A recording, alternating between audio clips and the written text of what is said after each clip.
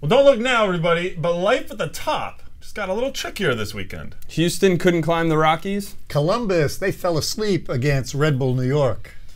We're playing King of the Hill next on Extra Time.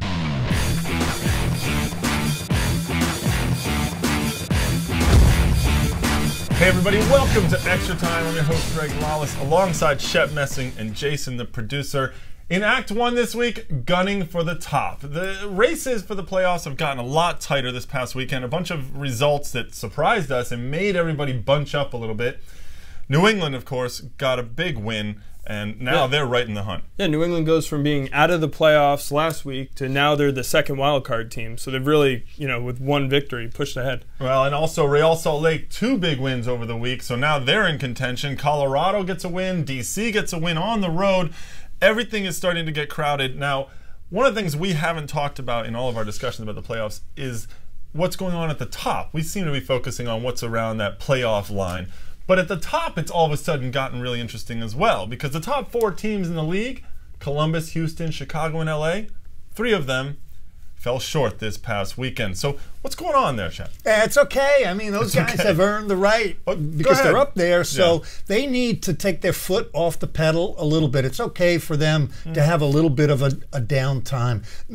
They've solidified their spots. They really have. So not unexpected for them not to be able to keep up with the same momentum for the entire year. Yeah, I think you have 4 teams who are legitimately competing for the Supporters' Shield, which obviously it gets you into the CONCACAF Champions League, so there is something to be won there, and it'll get you home field throughout the playoffs. Well, let's talk about all 4 of those teams, actually. We'll start with Columbus. They came to New York. They lost 1-0. Dane Richards gets the goal for the resurgent Red Bulls all of a sudden, but Columbus didn't have 4 of their regular starters in the lineup.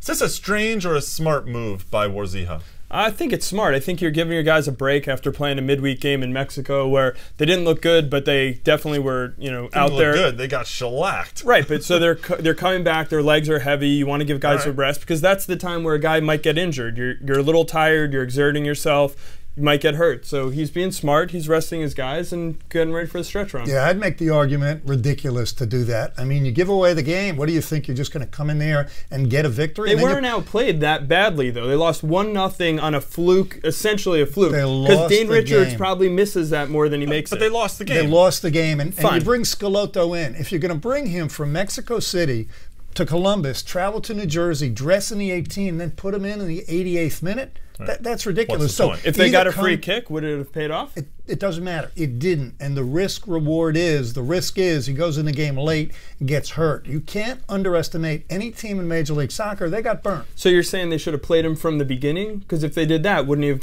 had 90 minutes of a chance to get hurt? No. You have a guy that's recovered all year from a hamstring injury, and we could debate this ad infinitum, but to me, if you're going to dress him, bring him all the way to Jersey, play the guy. I think they underestimated the Red Bull team, and those points could cut back to haunt them later on. I think there are going to be a bunch of teams that might end up underestimating the New York Red Bulls as they keep going. Well, another team that has maybe been overestimated this season, the Chicago Fire, they seem to be faltering. They did so well early on in the season, and now everybody seems to be thinking that they don't have it anymore. But if you look at the record, actually, it's not that bad. They're only 2-3 in their last 5. Everybody thinks that Dennis Hamlin's on the hot seat, that the Fire are about to spiral out of control, but it's not that bad. Brian McBride is ahead of schedule.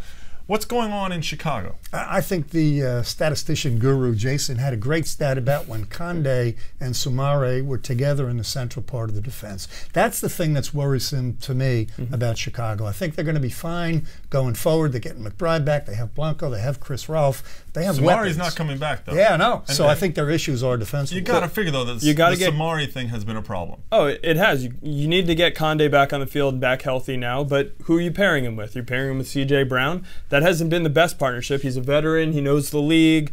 That's fine, but maybe he's a step slow these days. So, there's really no answer for Chicago to replace Soumare. They really have to figure out how to work around it now. Well, what's going to be the answer for the Houston Dynamo? They're 1-2-2 in their last 5. Obviously, the Champions League, I think, has started to take its toll, all the traveling from that kind of stuff. And, I mean, are they running out of gas right when they don't want to, Shep? I think Houston is fine. I think Dominic Kinnear, like all the managers, has to challenge when you're playing international tournament, you know, to balance how his players play. He's picked up Landine, the new designated player. If he's anything, if he lives up to expectations, Kai Kamara, Brian Ching, Stuart Holden. It's a big if, though. And actually, if you look at some of the signings over the last couple of years by Houston, foreign guys that have come in, they haven't really done well. I mean, I think of, was it Karacho that he came in. Even Ade Akinbaye this year has not really, you know, set anything alight. That's true, but you also have the Kamaras and the Jakewas and the guys who've come into Houston and succeeded. So what I would say about Houston is they had a real tough schedule for their last few weeks. Now, even in MLS play, their games were against tough MLS teams in tough situations. So that said, this little break that they're going into now helped them recharge their batteries a little, come out of it with 2 tough games at Columbus, at Pachuca, but after that, it's all home games. They have 5 straight home games after that. Get their legs under them. I think Houston bounces back. They're still the dynamo, and they always will be. Now, you'll see them in the playoffs. Yeah, well, that's for sure. But another team, though, that might make the playoffs for the first time in a little while here, the Los Angeles Galaxy. 7-1-2 in their last 10 games. They're challenging Houston right now for the top in the West. In fact, they have a game in hand in Houston. If they were to win that, they would be in the lead in the Western Conference. What's going right in LA right now? LA is, I mean, they're a team that can win 1-goal games. I think that's very important as you get into this stretch run, and you know games are tighter. Everyone's clamped down on defense. Kind of like playoff soccer has started early. LA is a team that's good in the back. Ricketts, we've talked about him all year, has been huge for them. Right. And I think when you got a guy like Ricketts behind you, and especially a young backline, when they do make a mistake, when you do make that, that one mistake and you kind of put your head down and Ricketts makes that huge save, it's uplifting for the whole team. Well, Shep, this is obviously key. I mean, look at this past weekend. There were 5 1-0 games across the league. There was a 2-1 game and a 0-0 game.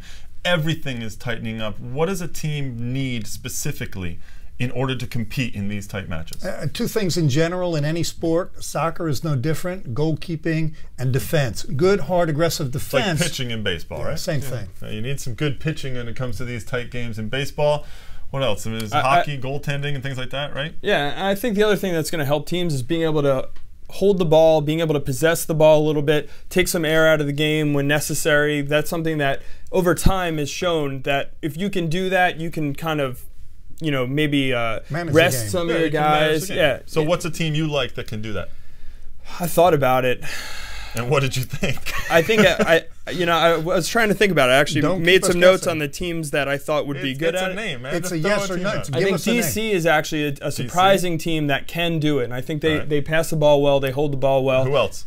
I think LA can do it and Houston can do it. I think Seattle with Montero, Lundberg, and Jake on the field can do it. Don't name every team. I got the LA Galaxy and New England Revolution. Oh, there you go. That's pretty good. Well, the New England Revolution are still in that pack right behind the Big Four. We'll see how they can do on Wednesday's show. Join us when we talk about the pack chasing for the playoff spot.